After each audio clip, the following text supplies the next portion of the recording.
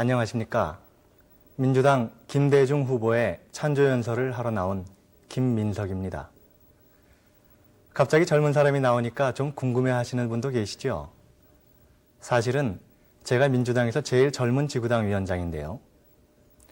당에서 저보고 이번에 젊은 사람들이 투표에 참여하는 것이 참 중요한데 젊은 사람들이 뭘 원하고 있는지, 도대체 젊은 사람들의 고민이 뭔지 이런 걸 저 같은 젊은 사람이 나와서 얘기하는 것이 좋겠다는 겁니다. 무슨 얘기를 해도 좋으니까 한번 하고 싶은 얘기를 나가서 마음껏 해보라고. 그래서 제가 나왔습니다. 저는 오늘 이 자리에서 꼭 민주당원이라거나 또는 정치인으로서가 아니라 그저 한 젊은 사람으로서 얘기하고 싶고 또 여러분도 그렇게 받아들여 주셨으면 좋겠다 하는 게 제 바람입니다. 저는 원래 언론인, 그 중에서도 앵커맨을 꿈꾸었는데요. 오늘 소원 성취한 셈입니다. 언론인을 꿈꾸면서 서울대 사회학과를 들어갔는데 거기서 총학생회장을 맡고 그러다가 감옥에까지 가게 됐습니다. 그리고 전혀 생각하지 못한 국회의원 선거까지 출마했다가 똑 떨어지기도 했습니다. 제가 고등학교 시절에 저희 형님 한 분이 대학에 다니셨는데 저는 그 형을 통해서 학생운동을 하면 제적된다는 것을 알고 있었거든요. 그래서 사실 대학 1학년 때 나는 어떻게 해서든 학생운동은 안 해야 되겠다 이런 생각을 하고 있었어요. 남들처럼 미팅도 하고 그러다 바람도 맞고 그랬죠. 그렇지만 다 아시다시피 50 시절이라는 게 지금 보면요 참 어처구니 없는 일들이 많았죠. 캠퍼스 잔디밭에는 사법경찰이 버티고 있고 아무것도 아닌 얘기 때문에 친구나 선배들이 감옥에 가고 이런 시절을 1년 정도 지내고 나니까 도저히 제 양심이 허락하지 않아서 저는 결국 학생운동에 참여하게 됐습니다.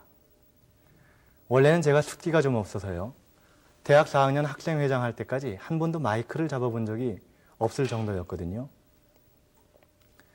그러던 제가 85년도에 직선제 개헌, 광주 사태 진상규명을 요구하다가 감옥에 가서 한 3년 정도 있었습니다.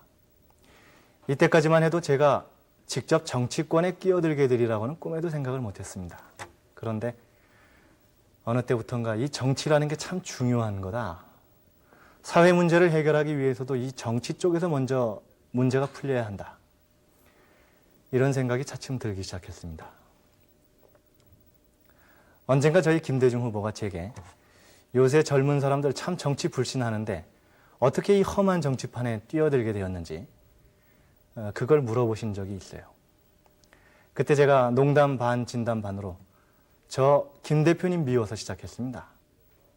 이렇게 얘기한 적이 있습니다. 그리고 지난 87년 대통령 선거 때의 제 경험을 말씀드렸죠. 그때 저는 청주교도소에 있었는데 이 감옥에서도 오래 지내다 보면 교도관들하고 꽤나 가까워집니다.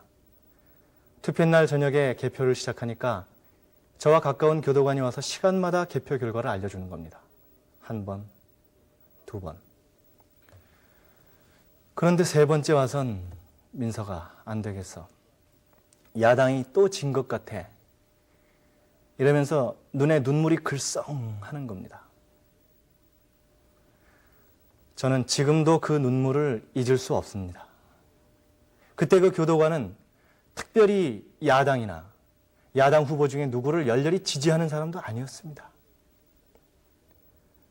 그날 밤 학생들은 물론 일반 죄수들도 교도관들까지도 모두 펑펑 울었습니다. 분열만 안 됐으면, 잘만 했으면 그 절호의 기회에 바꿀 수 있었는데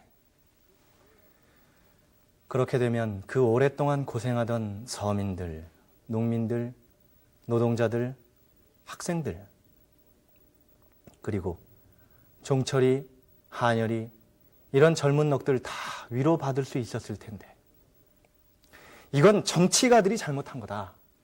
전 그날 밤 펑펑 울면서 죄송한 말씀이지만 양김 씨를 참 많이 원망했습니다.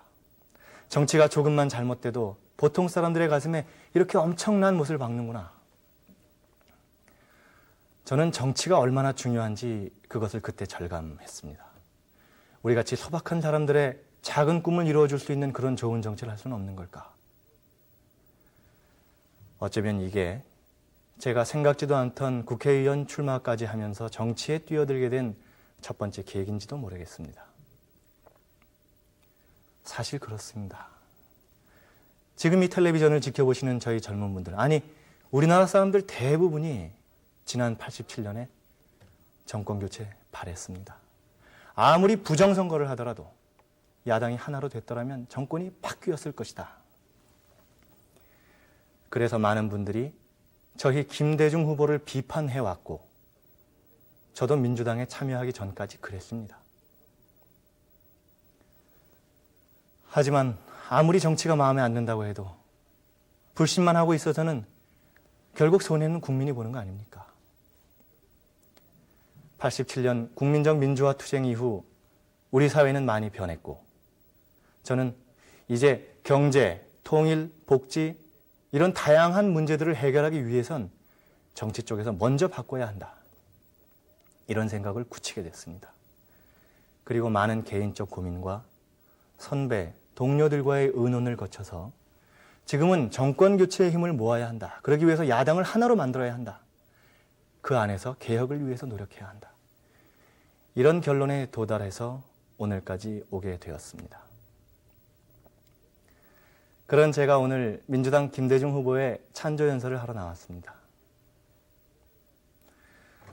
저는 사실 이번 대통령 선거에서 누가 대통령이 되느냐보다 10년, 20년 뒤에 우리 젊은 사람들이 어떻게 다음 세대를 책임지고 준비해야 하느냐, 여기에 더 관심이 있습니다.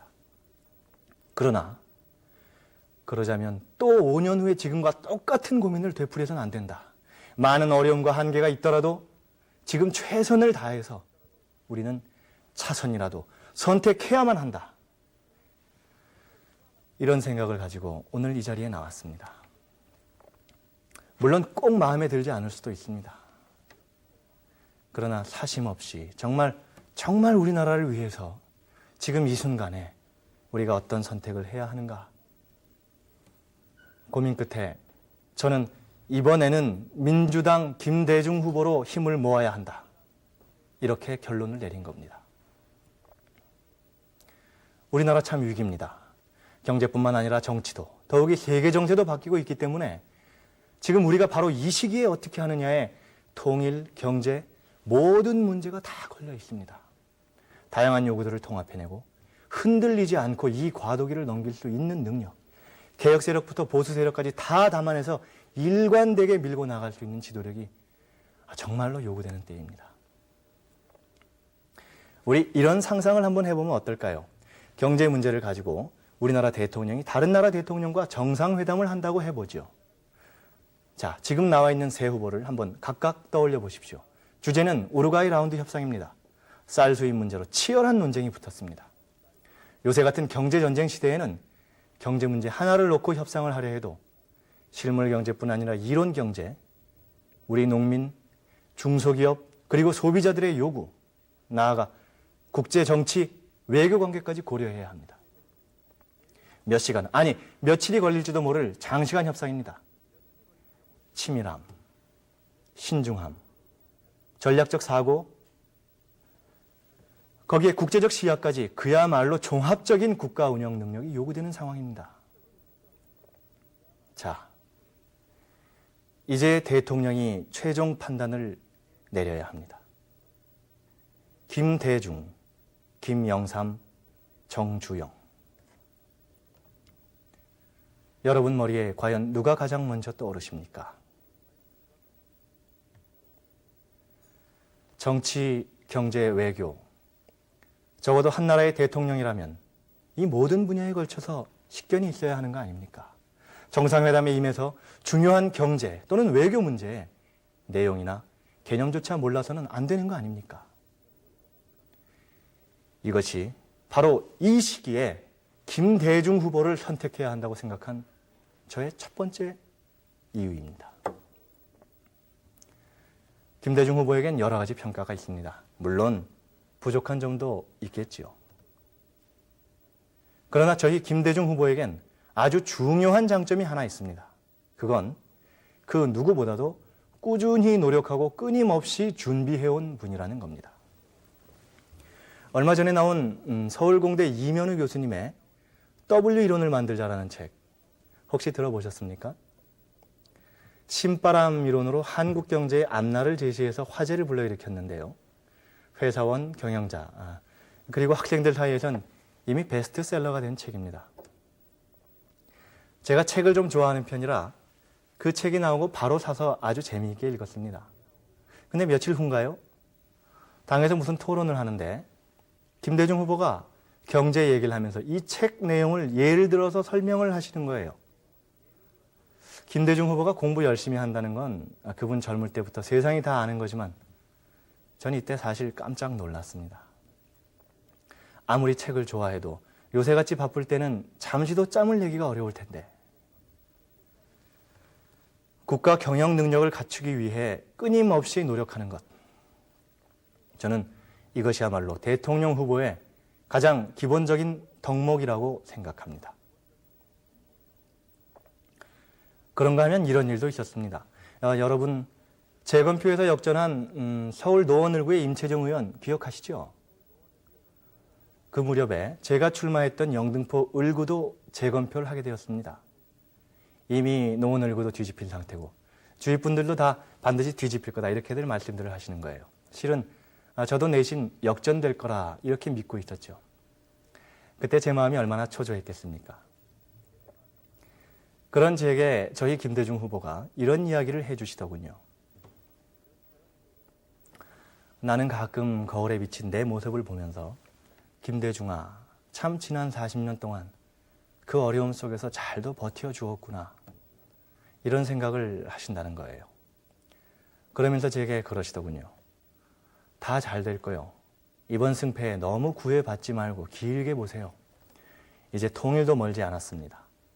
젊은 사람들은 21세기를 대비해서 준비하고 연구해야 합니다. 재검표 결과는 역전되지 않았습니다. 그리고 나니까 김대중 후보가 제게 해주신 말씀의 뜻을 새삼 깨닫게 되었습니다. 혹시라도 결과가 좋지 않게 나왔을 때 젊은 사람이 의기소침할까 봐 미리 마음을 써준 것이죠. 지내놓고 나니 가슴에 큰 위안이 되더군요. 어쩌면 그건 스스로 이런저런 풍상을 겪어본 사람만이 젊은 사람에게 해줄 수 있는 얘기가 아니었겠는가. 전 이렇게 생각합니다. 어떤 분들은 저를 걱정하면서 과연 이 혼탁한 정치판에서 네가 버텨낼 수 있겠느냐 이런 말씀들을 하십니다. 어쩌면 여러분 잘 아시는 이부영, 재정구, 이해찬 이런 분들처럼 오랜 재야운동을 거쳐 국회의원이 되신 분들도 아마 그런 고민의 과정을 거쳤으리라고 생각합니다. 그러나 결론적으로 저는 우리는 이뤄낼 수 있다 이렇게 생각합니다. 그 어려운 50 시절에 각종 탄압, 심지어는 고문을 받으면서도 옳은 일이라면 굽히지 않았던 사람들. 이런 분들이 있고 또 민주당이 이런 분들을 포용할 수 있기 때문에 저는 희망이 있다고 봅니다. 민주당에 인재들 참 많습니다. 민자당에 이철 의원 있습니까? 없습니다. 숫자만 많으면 뭐합니까? 국민당에 노무현 의원 있습니까? 없습니다. 재벌의 횡포, 정경유착, 말 한마디 못하는 사람들 뿐입니다. 전 떳떳하게 주장할 수 있습니다. 부정부패, 몸으로라도 막을 정치인들 민주당에 많이 있습니다. 민주당에 이제는 안보, 경제, 외교 전문가 다 모여서 수권 준비도 갖추어졌다고 봅니다. 그 엉망이던 한지붕 세가족 민자당도 나라를 억지로 끌어왔는데 민주당이 못할 이유가 어디 있습니까?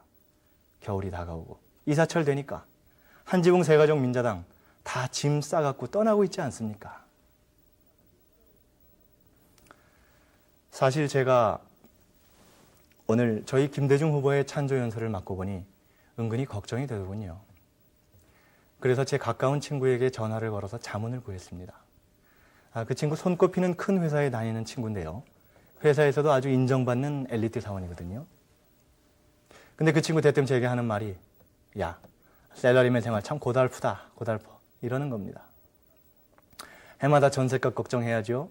돈 맞춰 집어짜니 시외로 나가야죠. 시외로 나가니 출퇴근길마다 교통전쟁이죠. 점심때 동료 사원들과 식사하러 가도 뻔한 호주머니 사정 때문에 서로 눈치 봐야죠. 자꾸만 좀스러워지는 자신을 보면 한숨만 나오고 그래도 어쩔 도리가 없다는 거죠. 제가 아는 어떤 젊은 부부는 결혼한 지 2년이 지났는데요. 아직 혼인신고도 못 올렸다고 합니다.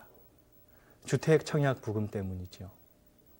또 요새 남자 혼자만 벌어서 집장만 하기가 어려우니까 대부분 맞벌이를 해야 하는데 기혼 여성이 다닐 수 있는 직장 어디 그리 많습니까?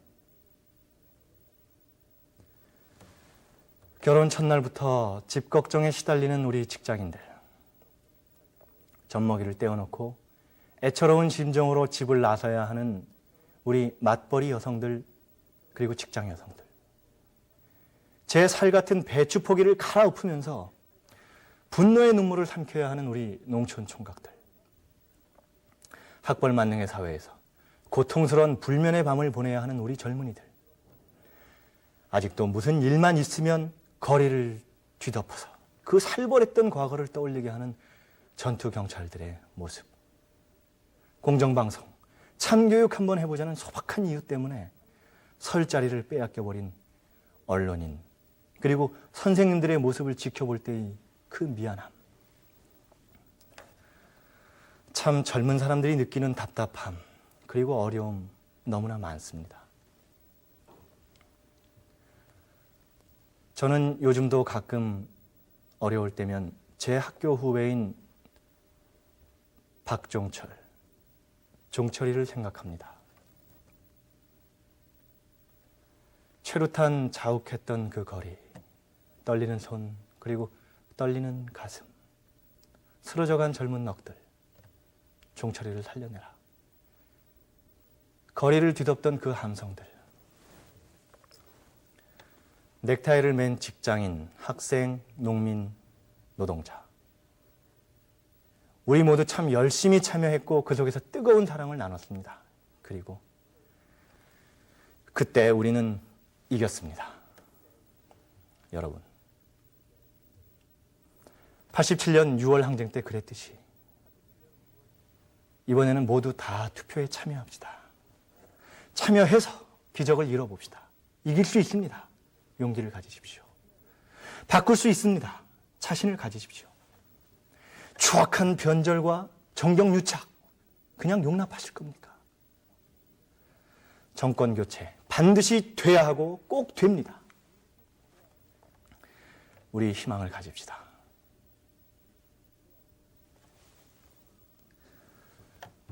나누고 싶은 이야기가 참 많은데 어느새 헤어질 시간입니다. 제가 사실 카메라 앞에 서는 게 처음인데요. 제 얘기가 잘 전달됐는지 모르겠습니다. 어떻게 잘 했습니까? 우리 물론 하루아침에 100점짜리 세상을 만들 수는 없겠죠.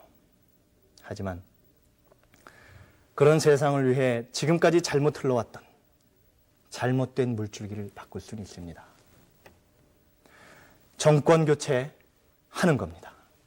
이번 12월 18일 금요일에 2번으로 민주당 김대중 후보로 바꾸는 겁니다. 우리 가슴속에 오랫동안 간직해왔던 그 소중한 꿈, 정권 교체. 이번에는 이루는 겁니다. 이제 14일 남았습니다. 그 기쁜 날 우리 다시 만납시다. 감사합니다. 안녕히 계십시오.